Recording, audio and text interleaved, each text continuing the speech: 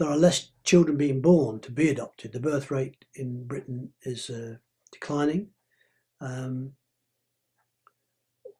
There aren't many children adopted now because they're sort of orphans, that they haven't got any parents.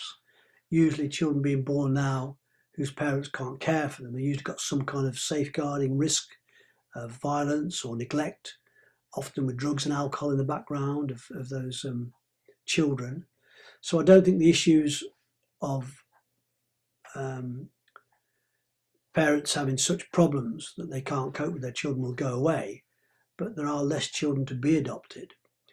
I think adoption is a preferred route for children who cannot be brought up by their children will continue to rise, albeit perhaps slowly, particularly in light of this judgment, which wasn't really supposed to stop adoption.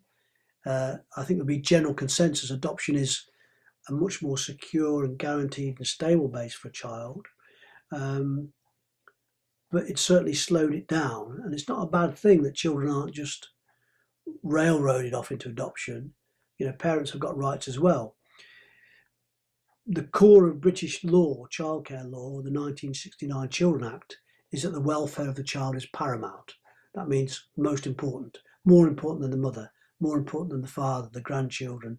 So that principle is only really met if you can prove that before we went to the court, to the judge for an adoption order, that we had tried alternatives. And I think that those alternatives, even if austerity is ending, as Mrs. May tells us it's ending, even if things do get better and we begin to reinvest in preventive services for parents needing help and children needing help, I still think adoption would be the preferred route for children, but I don't think numbers will rise dramatically because there aren't the children there in the first place.